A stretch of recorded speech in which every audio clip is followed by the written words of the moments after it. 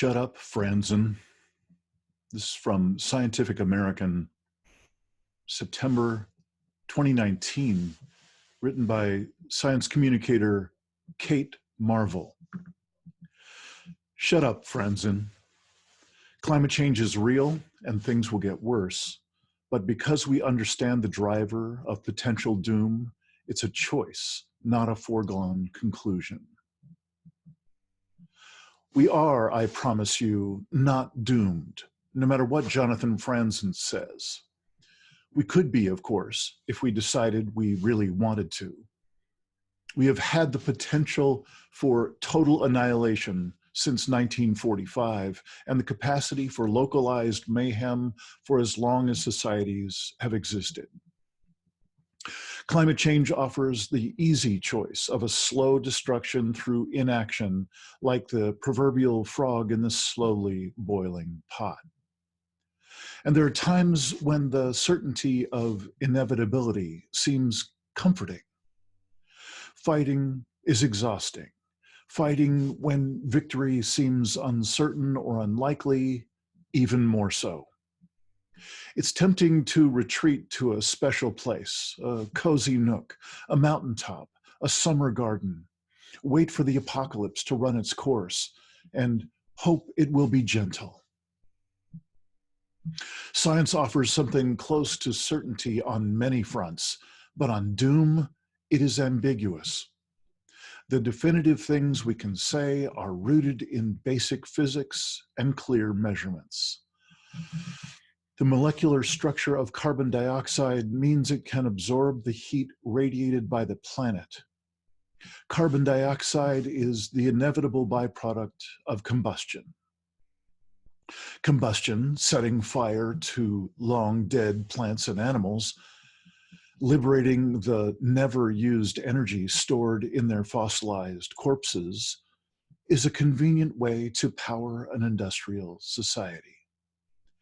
Adding a heat-trapping gas to the atmosphere makes it hotter. We have done so. We are not slowing down. Humans have emitted more carbon dioxide during my lifetime than in all the years of civilization that came before. We are as confident as science ever allows us to be in some of the dangers in a warmer world. As the average temperature warms, the abnormal becomes the new normal, and the new abnormal becomes the unprecedented. Heat waves grow more frequent and severe. We know too that warmer air holds more water vapor, and heavy downpours increase. Hurricanes feed off warmer sea surfaces, temperatures. We are less confident, but have reason to fear that droughts will become more severe and frequent, that fires will rage uncontrollably, and the sea could swallow our coastal cities. All of these things are magnified as the temperature increases, but if there's a sharp break, it will not come at 1.5 degrees or 2 degrees. Degrees are a human construct, a way of measuring and recording differences and changes. Nature does not think in Fahrenheit or Celsius. When we pass the 2-degree limit, as we certainly will without immediate action, we will receive no warning sign. Things will carry on much as before. A frog in the pot can ignore an alarm and carry on boiling.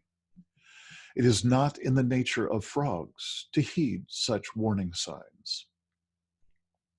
There are, of course, feedback processes to consider.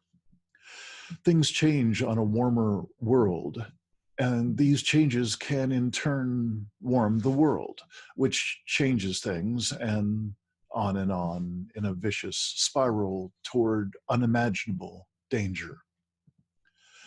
But these feedbacks are not suddenly switched on at an arbitrary time. They're currently in operation, humming menacingly in the background. Most of them are not nasty surprises, but unwelcome, persistent visitors, working in tandem to create the changes we live through in the present. The Arctic has lost more than 1 million square miles of sea ice in my lifetime. The loss of this reflective cover exposes absorbent ground below, warming the planet even more. This is a feedback. It is not a surprise. This is not to say that there are no unexpected pitfalls on a warmer planet, no sudden shocks that could push us rapidly, like confused science fictional explorers onto a functionally different planet. There are nasty surprises ahead.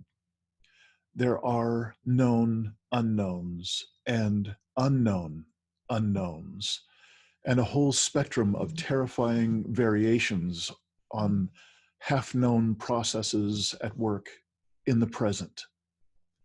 The risk of something terrible increases with the concentration of greenhouse gas in the atmosphere.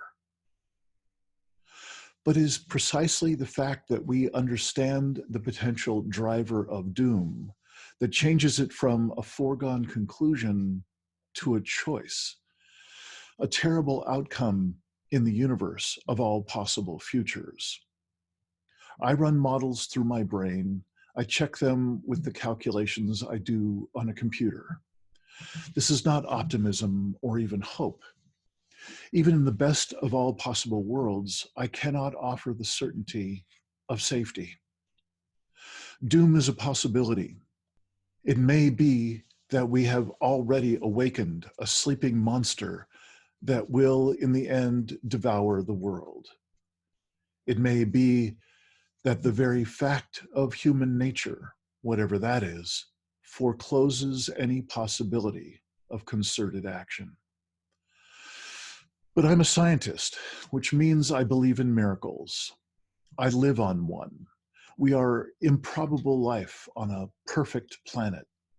No other place in the universe has nooks or perfect mountaintops or small and beautiful gardens. A flower in a garden is an exquisite thing, rooted in soil formed from old rocks broken by weather. It breathes in sunlight and carbon dioxide and conjures its food as if by magic.